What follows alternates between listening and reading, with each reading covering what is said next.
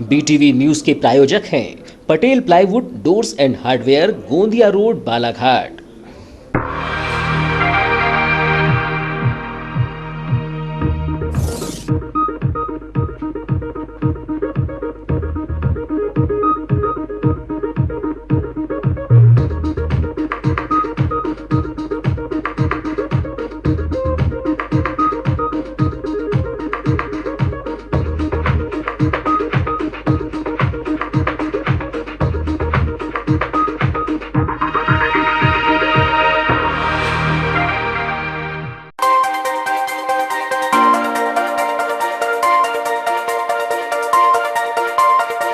Audio Jungle.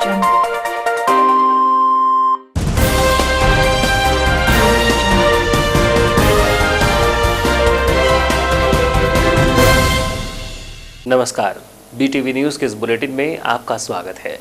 सबसे पहले आइए एक नजर डालते हैं आज की कुछ खास खबरों पर।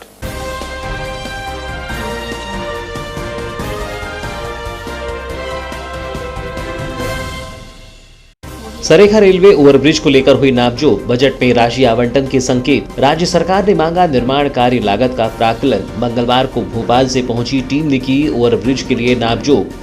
बढ़ी हुई तिथि के पहले दिन नहीं पहुंचे किसान। धान खरीदी का पोर्टल का सर्वर रहा डाउन। पावती लेने परेशान होते हुए दिखाई दिए किसान। अधिकांश खरीदी केंद्रों में पसरा रहा सन्नाटा। किसानों ने अव्यवस्था पर जताई नाराजगी। और 23 जनवरी को सच बोल हाफ मैराथन दौड़ का होगा आयोजन। नेताजी सुभाष चंद्र बोस की जयंती के अवसर पर किया जाएगा आयोजन। नगर के हनुमान चौक से प्रारंभ होगी हाफ मैराथन दौड़।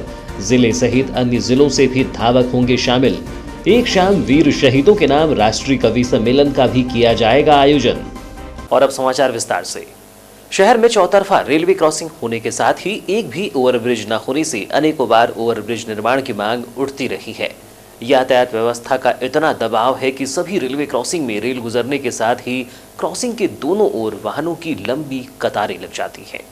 सरेखा रेलवे क्रॉसिंग पर ओवरब्रिज बनाने स्वीकृति मिली थी, लेकिन लंबी अवधि बीत जाने के बावजूद भी ओवरब्रिज निर्माण को लेकर कोई कार्य योजना सामने नहीं आई थी। वहीं अब राज्य शासन ने सरेखा ओवरब्रिज को लेकर लोक निर्माण विभाग के तहत आने वाले ब्रिज विभाग से लागत का प्राक्कलन तैयार करने को कहा है। साथ ही संकेत मिल रही है कि मार्च में आने वाली राज्य सरकार के बजट में सरेखा रेलवे ओवरब्रिज को लेकर राशि जारी की जाएगी। सरेखा रेलवे क्रॉसिंग पर ओवरब्रिज की मांग काफी पुरानी है। शहर में जैसे जैसे भौगोलिक रूप से विस्तार देखने को मिल रहा है, उसी तरह सड़कों पर भी वाहनों की रेलम-पेल दिखाई पड़ती है। चाहे शहर के किसी भी मार्ग से होकर जाएं, तो वहां रेलवे क्रॉसिंग है, जहां से प्रतिदिन सवारी गाड़ी और मालगाड़ी के साथ ही इंजन की एक स्थान से दूसरे स्थान पर आवाजाही बनी रहती है। शहर के सरेखा रेलवे फाटक पर तो जाम की स्थिति कई बार भयावह हो जाती है और यहां फाटक के दोनों ओर वाहनों की लंबी कतारें दिखाई पड़ती हैं और इन्हीं कतारों में रेंगते हुए वाहन आगे बढ़ते हैं। उसी तरह शहर के बैहर रोड रेलवे क्रॉसिंग पर भी यही कुछ हालात प्रतिदिन जाम की शक्ल में बन जाते हैं तथा भटेरा, बूढ़ी और गर्रा रेलवे फाटक भी जाम की समस्या से जूझ रहा है। इन रेलवे क्रॉसिंग पर ओवरब्रिज निर्माण किए जाने की एक अदद दरकार होने के बावजूद भी अब तक ओवरब्रिज नहीं बन पाए हैं। बीते वर्ष सरेखा रेलवे क्रॉसिंग पर ओवरब्रिज बनाने की घोषणा कर दी गई थी, लेकिन इस दिशा में कोई प्रयास नहीं किया गया। उल्लेखनीय है कि राज्य शासन और रेलवे विभाग द्वारा खर्च की जाने वाली समान राशि से सरेखा रेलवे क्रॉसिंग पर ओवरब्रिज निर्माण किया जाना है। लंबी अवधि बीत जाने के बावजूद भी सरेखा रेलवे क्रॉसिंग पर कोई ओवरब्रिज को लेकर कोई हलचल और निर्माण कार्य देखने को नहीं मिला है। वहीं अब मंगलवार 21 जनवरी को यह देखने को मिला कि ओवरब्रिज निर्माण के लिए अधिकारियों के निर्देश पर तकनीकी कर्मचारियों की एक टीम नापजोक कर रही है। लोक निर्माण विभाग के तहत आने वाले ब्रिज विभाग द्वारा ओवरब्रिज निर्माण के लिए नापजोक का कार्य कराया गया है, जिसकी रिपोर्ट भोपाल भेजी जाएगी। ओवरब्रिज निर्माण को लेकर तकनीकी टीम और अधिकारियों ने बताया कि राज्य शासन द्वारा सरेखा ओवरब्रिज निर्माण के लिए प्राक्कलन तैयार करने के निर्देश दिए गए हैं, जिसके तहत विभागीय निर्देश पर तकनीकी टीम द्वारा मंगलवार को ओवरब्रिज के लिए सड़क के दोनों छोर पर नापजोक किया गया।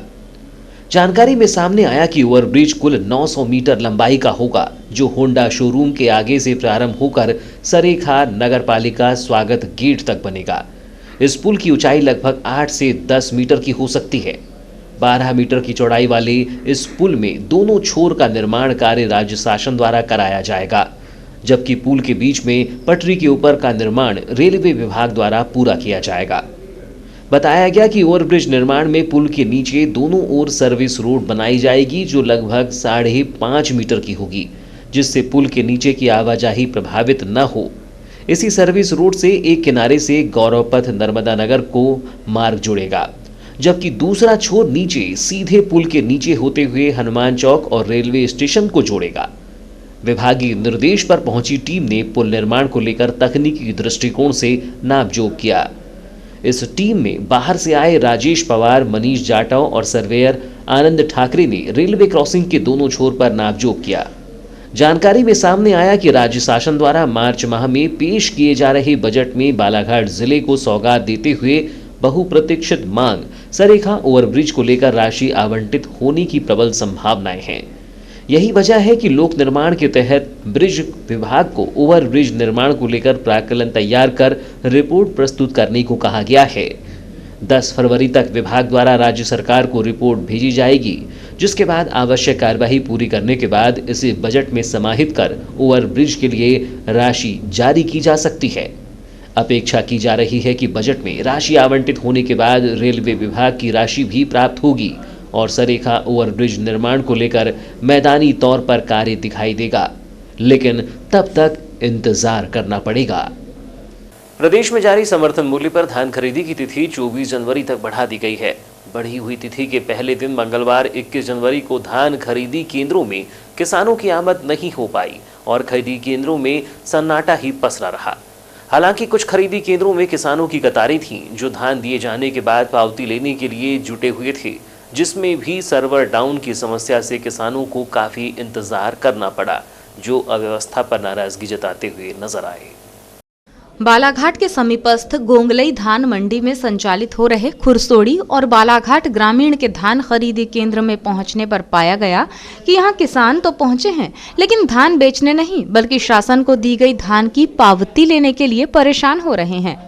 जबकि बालाघाट ग्रामीण का धान खरीदी केंद्र सुनसान नजर आया। किसानों द्वारा धान विक्रय के लिए नहीं पहुंचे जाने पर इस बारे में जब पूछा गया तो पता चला कि किसानों में धान खरीदी केंद्रों की तिथि को लेकर गंभीरता थी, इसलिए 20 जनवरी को देर रात तक धान खरीदी केंद्र खुले थे और किसानों से धान लिया भी गया है। धान खरीदी का अंतिम दिन होने से 20 जनवरी को किसानों की संख्या अधिक थी। वहीं इसी दिन धान खरीदी की तिथि राज्य शासन द्वारा 24 जनवरी किए जाने की जानकारी अब तक कई किसानों तक नहीं पहुंची है और उम्मीद जताई जा सकती है कि 1-2 दिनों में किसान खरीदी केंद्रों का रुख करते हुए समर्थन मूल्य पर धान का विक्रय करेंगे। गोंगलई मंडी में बने खुरसोड़ी धान खरीदी केंद्र में देखा गया कि यहां किसानों की कतार लगी हुई है।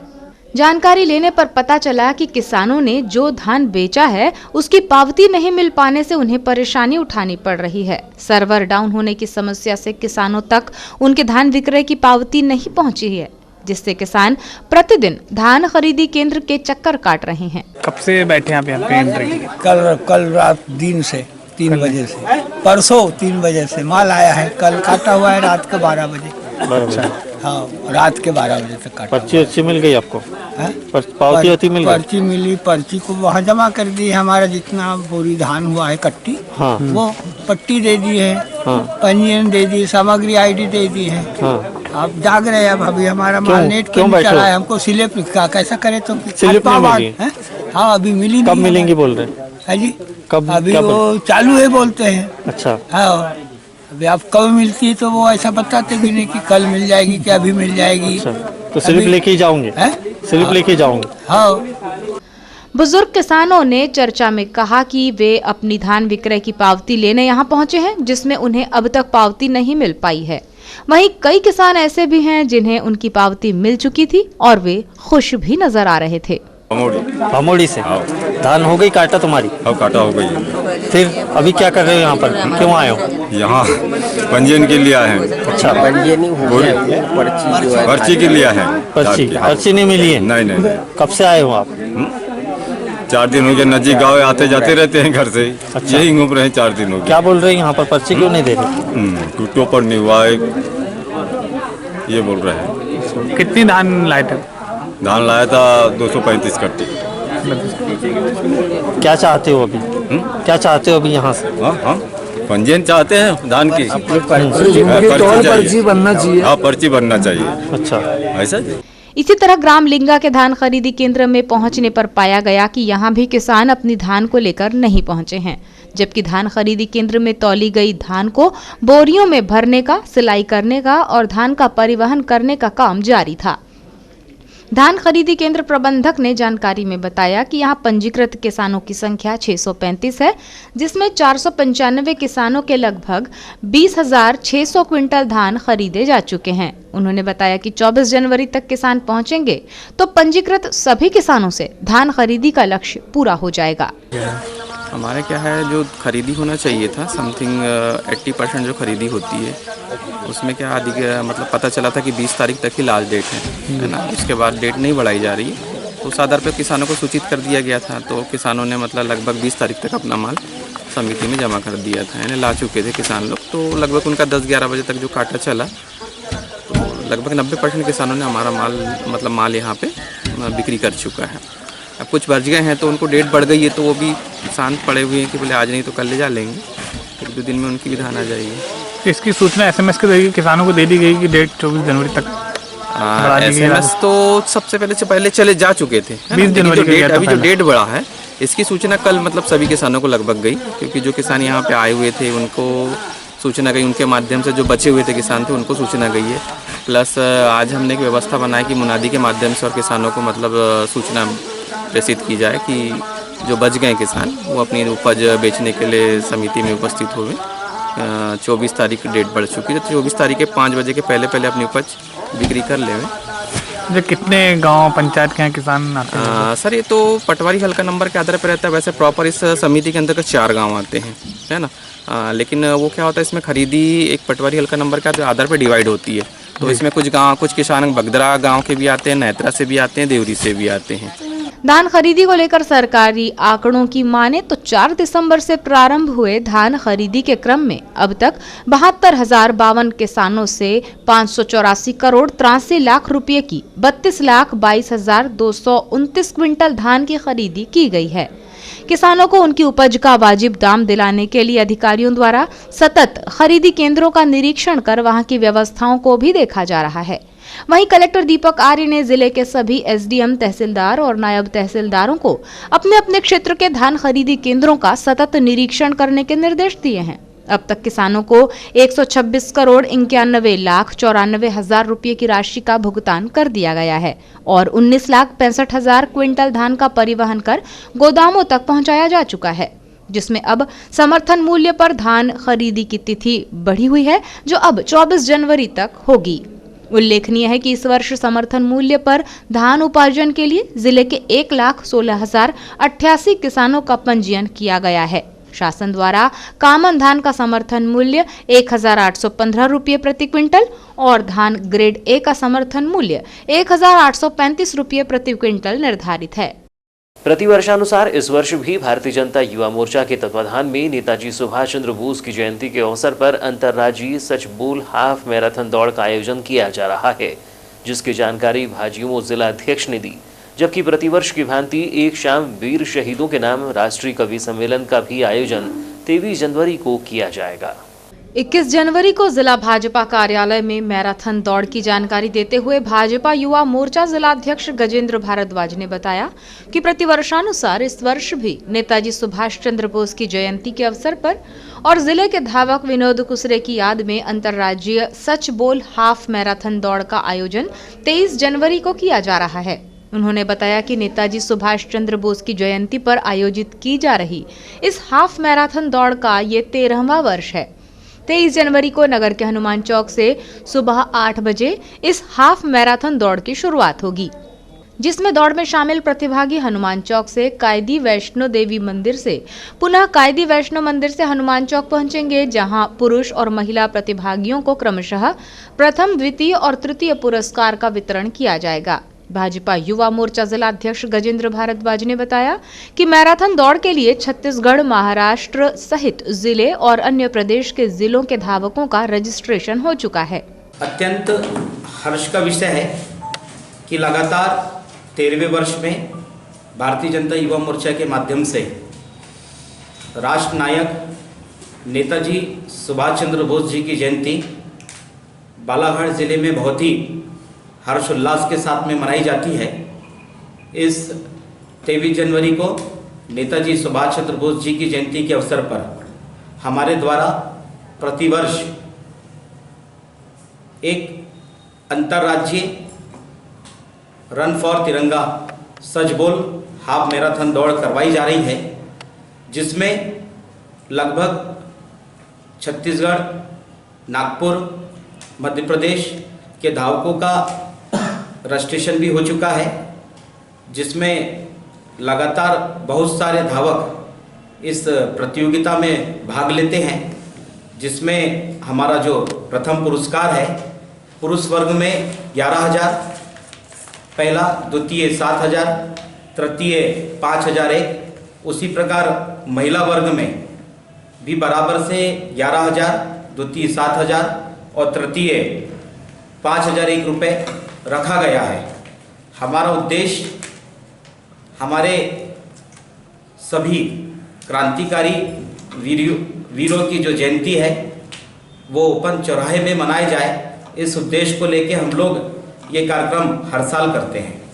आयोजित हो रही अंतर्राज्यीय हाफ मैराथन दौड़ के पुरस्कारों के विषय में जानकारी देते हुए भाजपा युवा मोर्चा जिला अध्यक्ष ने बताया कि प्रतियोगिता के अंतर्गत पुरुष वर्ग में प्रथम, द्वितीय और तृतीय स्थान प्राप्त करने वालों को 11,000, 7,001 और 5,001 रुपये की राशि दी जाएगी, जबकि महिला वर्ग के प्रतिभागियों को क्रमशः 11,001, 7,001 और 5,001 रुपये का नगद पुरस्कार दिया जाएगा। हर्ष की बात भी है कि इस मैराथन दौड़ को लेके हमारे बालाघाट जिले की जाबाज बेटी आस्था विनोद कुशरे जी, जिनकी प्रेरणा से ही हम सब लोग ये मैराथन दौड़ का आयोजन इस बालाघाट में कराते हुए आए हैं। उनकी बेटी के द्वारा और प्रमोद बोपशे जी के द्वारा पूरे बालाघाट जिले में लगभग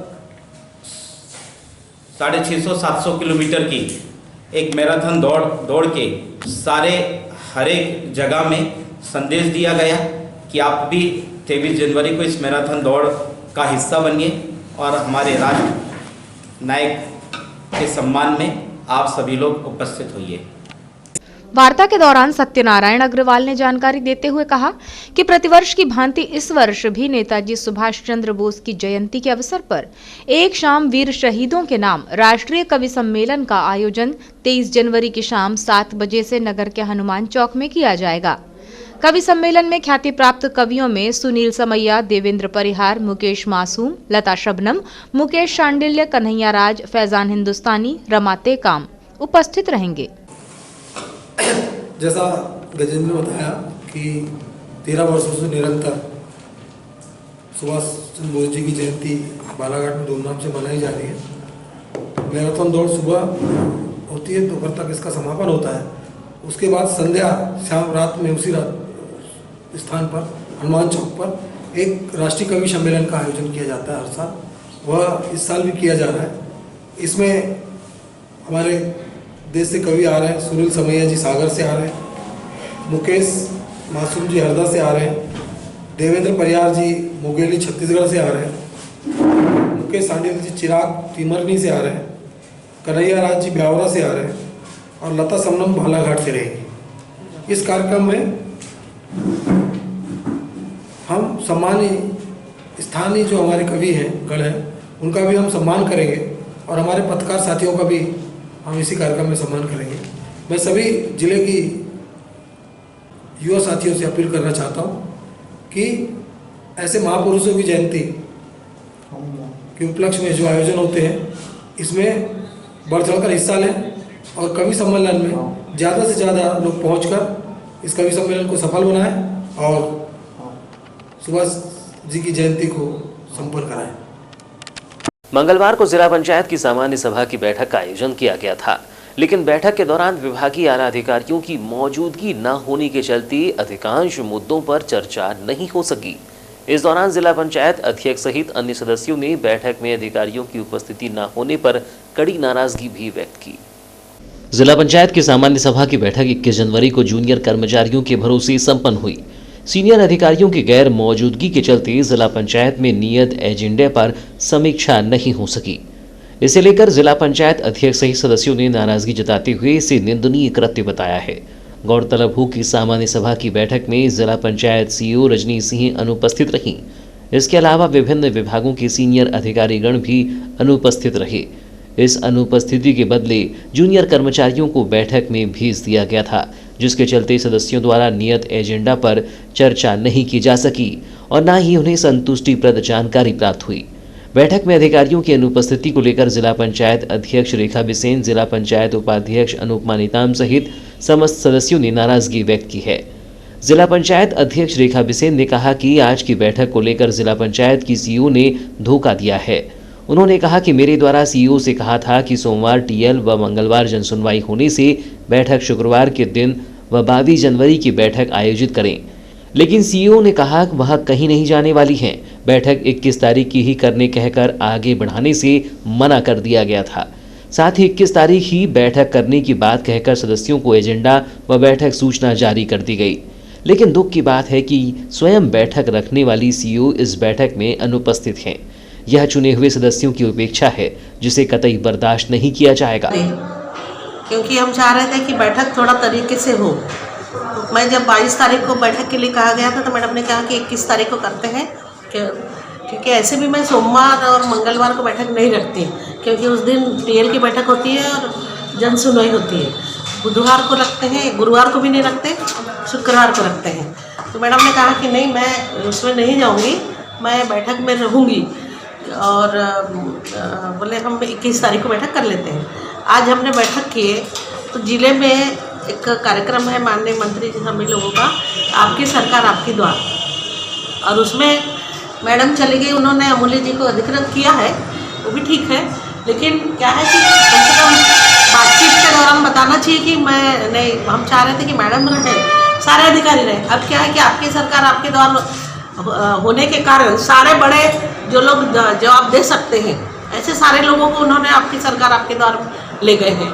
और यहाँ पर क्या है कि समीक्षा हमारी ठीक से हो नहीं पा रही है, क्योंकि कोई अकाउंटेंट वाले बाबू को भेज रहे हैं, तो कोई दूसरा वो अपना ग्राम सहायक को भेज रहे हैं।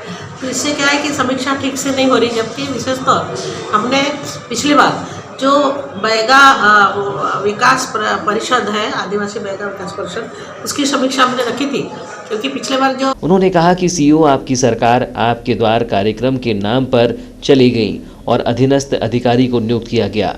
बिसेन ने कहा कि इस समय सबसे ज्वलंत मुद्दा किसानों की धान खरीदी व उसके परिवहन तथा किसानों के भुगतान का है।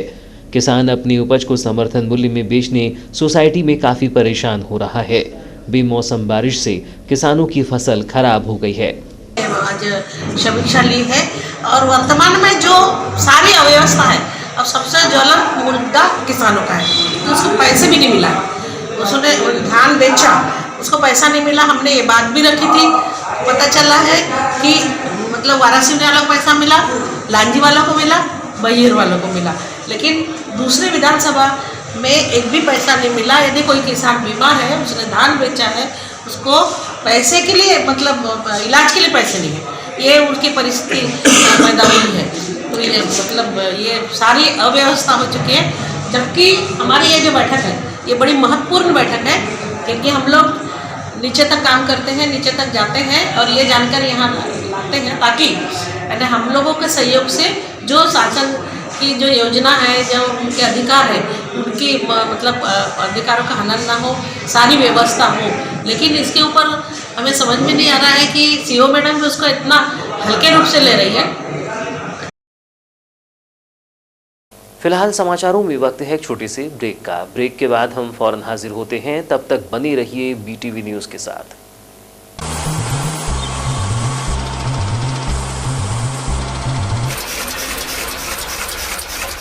बालाघाट जिले की निष्पक्ष निर्भीक खबरों के लिए पढ़ते रहें जिले का सर्वाधिक लोकप्रिय विश्वसनीय अखबार दिव्य एक्सप्रेस। बालाघाट, छिंदवाड़ा, सिवनी, बैतूल, नरसिंहपुर, मंडला जिलों से प्रसारित। विज्ञापन हेतु संपर्क करें 9399213808 8109853142। कार्यालय दीनबंधु चौक, बालाघाट।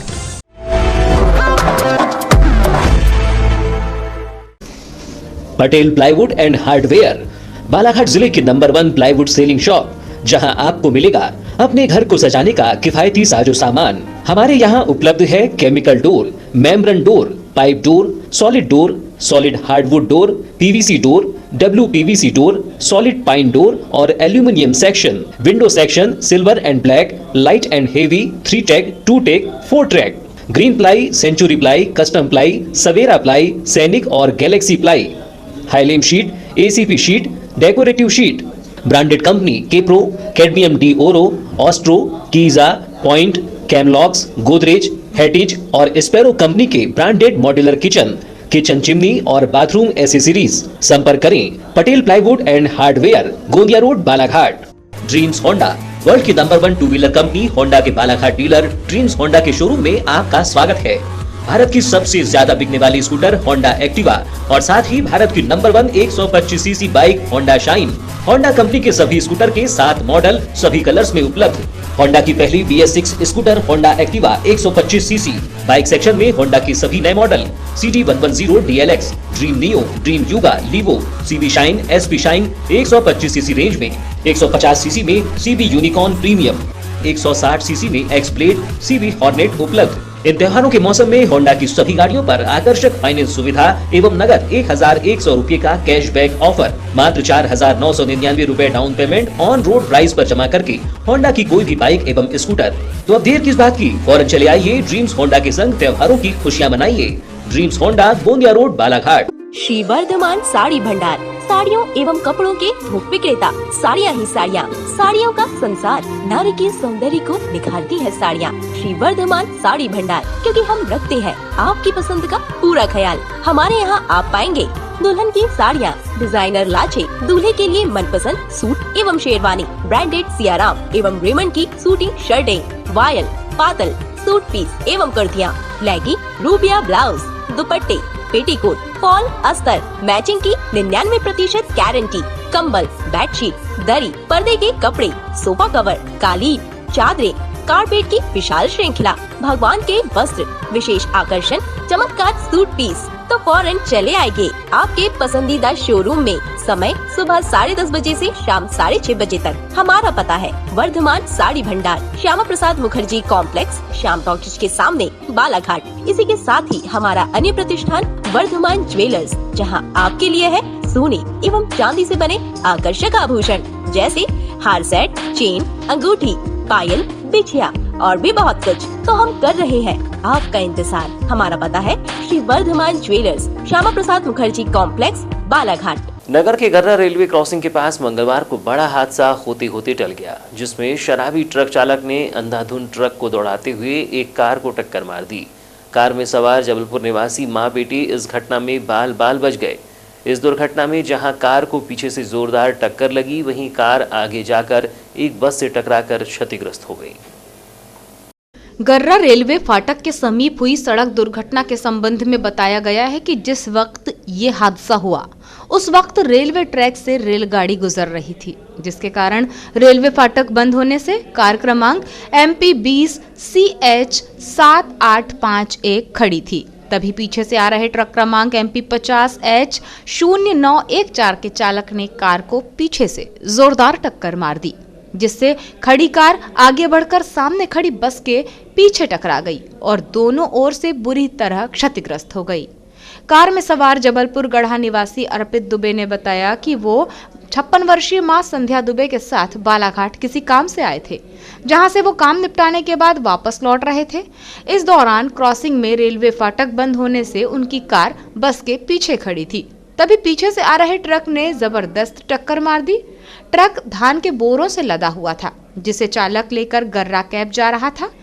इस हादसे के बाद मां बेटे दोनों सुरक्षित हैं। प्रत्यक्षदर्शियों का कहना था कि ट्रक चालक शराब के नशे में था, जो पुलिस को बता रहा था कि ब्रेक नहीं लगने के कारण वो ट्रक को नहीं रोक पाया।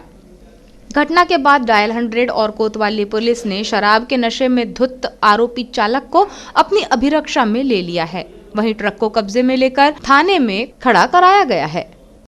मंगलवार को मध्य प्रदेश फिशरमैन मछुआ कांग्रेस और जिला माझी मछुआ समाज के संयुक्त तत्वाधान में मंचीय कार्यक्रम का आयोजन किया गया। कार्यक्रम के दौरान कई सामाजिक विषयों पर चर्चा की गई, जबकि प्रदेश की कांग्रेस सरकार से अपेक्षा की गई कि सरकार माझी मछुआ समाज की समस्याओं का निराकरण करेगी। आयोजित किए गए मंचीय कार्यक्रम के दौरान जिला कांग्रेस कमेटी अध्यक्ष विश्वेश्वर भगत, फिशरमैन कांग्रेस प्रांतीय अध्यक्ष सदाशिव भावरिया, प्रांतीय सचिव आनंद रैकवार, ढीमर मांझी संगठन सिवनी जिला अध्यक्ष परसराम नांदने, वरिष्ठ अधिवक्ता हरीश नगपुरे, फिशरमैन कांग्रेस कोषाध्यक्ष मनोज सांवलिया, मांझी महासंघ अध्यक्ष मानक बर्वे प्रमुख रूप से शामिल रहे। कार्यक्रम का शुभारंभ निषाद राज के छायाचित्र पर माल्यार्पण कर किया गया। इस दौरान फिशरमैन कांग्रेस प्रांतीय अध्यक्ष भावरिया ने बताया कि मछुआ समुदाय के लिए ये कार्यक्रम रखा गया है। 15 वर्ष तक मध्य प्रदेश में भाजपा की सरकार ने अपना कार्यकाल चलाया। भाजपा सरकार ने मछुआ समाज से उनके अधिकार छीन लिए। मछुआ समाज को सन 1984 में अर्जुन सिंह मुख्यमंत्री बने थे, जब कांग्रेस सरकार ने तालाब में मछली और सिंघाड़ा लगाने के लिए पट्टा दिया था, लेकिन भाजपा सरकार ने ये सुविधा समाप्त कर दी। कांग्रेस सरकार बनी, उसने अपने वचन पत्र में फिशरमैन कांग्रेस के माध्यम से मांझी मछुआ समाज के हित के लिए 17 बिंदु जुड़वाए, जिसमें 5 बिंदुओं को पूर्ण कर दिया गया है, जिसमें 15 मई को केटव जयंती, 29 मई निषाद राज जयंती, एकलव्य जयंती पर अवकाश देने की घोषणा कर दी है। वहीं नाव घाटों को ठेकेदारी प्रथा से मुक्त कर दिया गया है। कांग्रेस सरकार ने निर्णय लिया है कि नाव घाट पर ढीमर मछुआ समाज के लोगों को ही नियुक्ति दी जाएगी।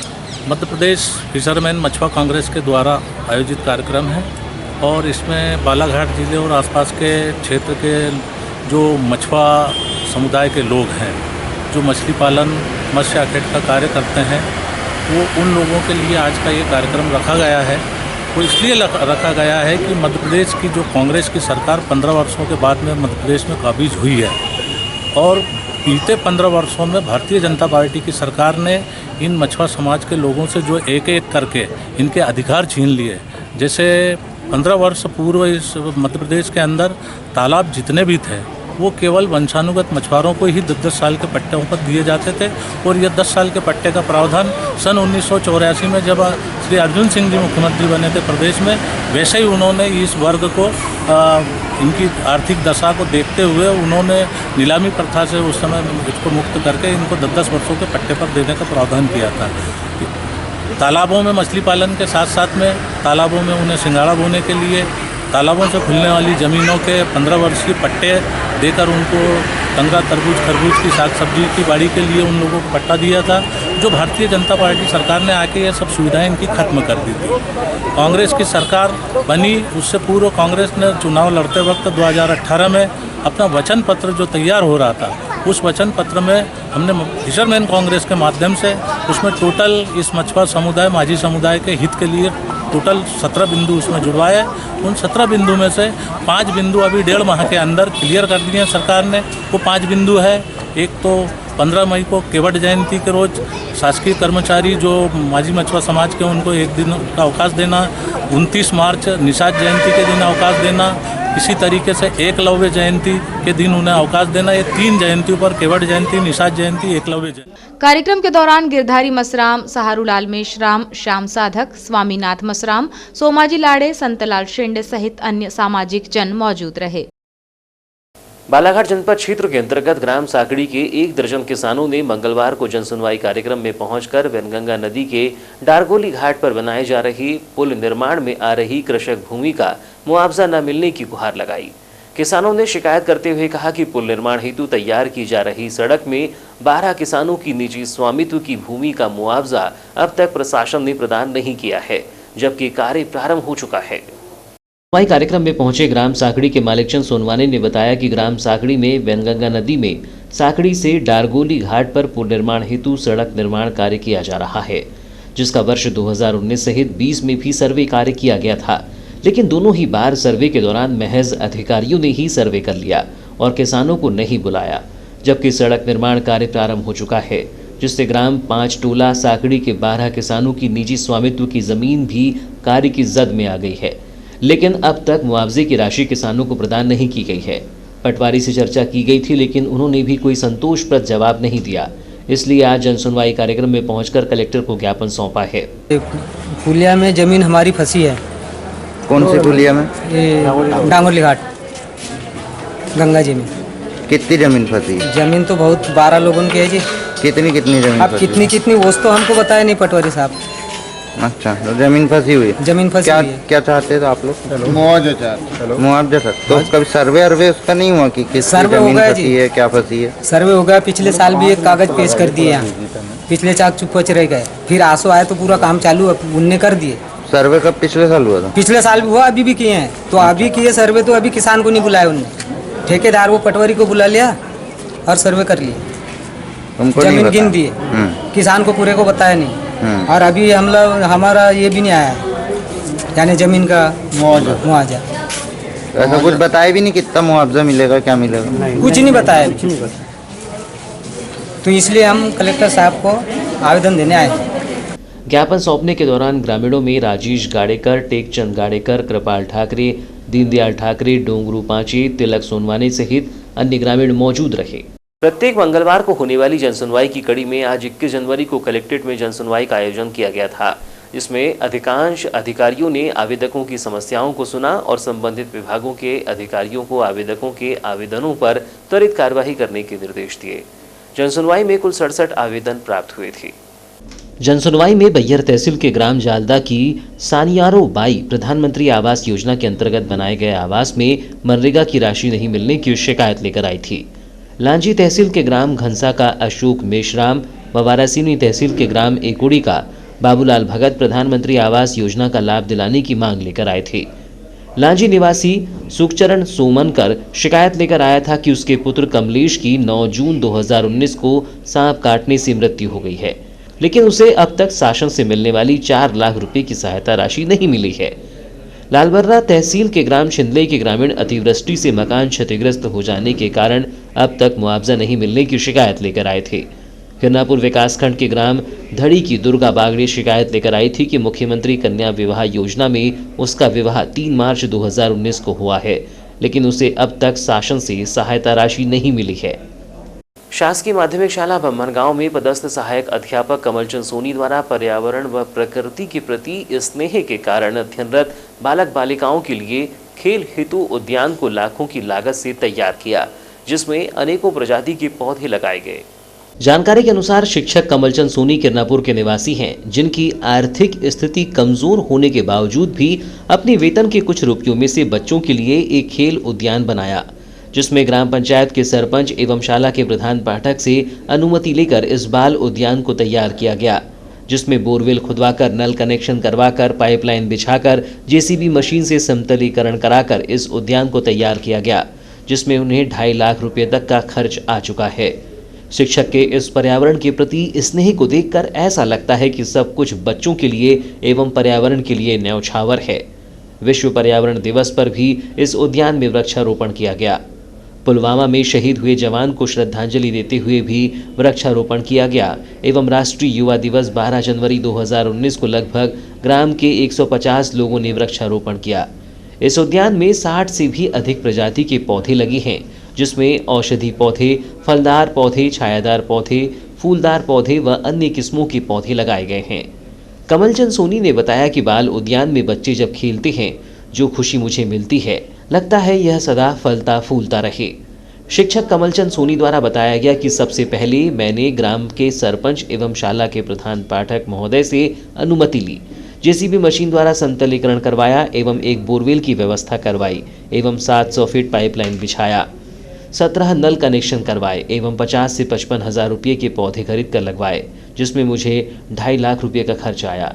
लेकिन बच्चों के लिए यह उद्यान उनकी खुशी के लिए एवं पर्यावरण के प्रति स्नेह है। प्रधान पाठक श्री मृगन शुक्ला जी, इन सारी टीमों को धन्यवाद देना चाहता हूँ कि जिन्होंने इस कार्य को करने के लिए अनुमति प्रदान की।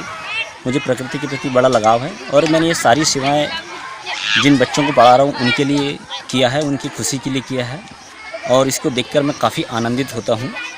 और इस पर सर मैंने अनुमति लेकर आज तारीख तक के मैंने लगभग नहीं 2,50,000 रुपया तक खर्च कर चुका हूँ मैं। और इस पर मैंने सर समतलीकरण करवाया, बोर की व्यवस्था करवाई, 750 फीट पाइपलाइन बिछी हुई है, 17 नल कनेक्शन लगे हुए हैं, बिजली की व्यवस्था करवाई गई है। और सर लगभग 50 से 55 हज़ार रुपये के मैंने पौधे लाए, जिसमें लगभग 60 प्रजाति के पौधे हैं, औषधि के पौधे हैं, फूलों के पौधे, फलदार पौधे, छायादार पौधे हैं और अन्य किस्मों के पौधे हैं सर, जो आप इसको देख रहे हैं सर। ये आपका प्रकृति के प्रति इसलिए है। बैठने के लिए मंच बनवाए गए हैं। और बीटीवी की नन्ही दर्शिका प्रियांशी बिसेन का 21 जनवरी को 6वां जन्मदिन है। इनके जन्मदिन के अवसर पर पापा रुपेश, मम्मी आरती, दादा दादी, चाचा चाची, बहन, छोटे भाई एवं समस्त परिवार सहित बीटीवी परिवार भी बधाई प्रेषित करता है। आपको जन्मदिन की हार्दिक शुभकामनाएं प्रियांशी। और अब अंत में चलते चलते आइए एक नजर डालते हैं आज की कुछ खास खबरों पर।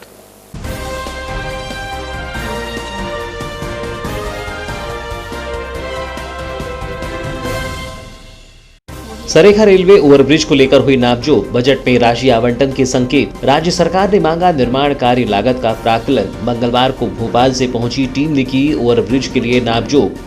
बढ़ी हुई तिथि के पहले दिन नहीं पहुंचे किसान। धान खरीदी का पोर्टल का सर्वर रहा डाउन। पावती लेने परेशान होते हुए दिखाई दिए किसान। अधिकांश खरीदी केंद्रों में पसरा रहा सन्नाटा। किसानों ने अव्यवस्था पर जताई नाराजगी। और 23 जनवरी को सच बोल हाफ मैराथन दौड़ का होगा आयोजन। नेताजी सुभाष चंद्र बोस की जयंती के अवसर पर किया जाएगा आयोजन। नगर के हनुमान चौक से प्रारंभ होगी हाफ मैराथन दौड़। जिले सहित अन्य जिलों से भी धावक होंगे शामिल। एक शाम वीर शहीदों के नाम राष्ट्रीय कवि सम्मेलन का भी किया जाएगा आयोजन। तो ये थी अब तक की खबरें। नई खबरों के साथ एक बार फिर हम हाजिर होंगे। तब तक के लिए दीजिए इजाजत। नमस्कार।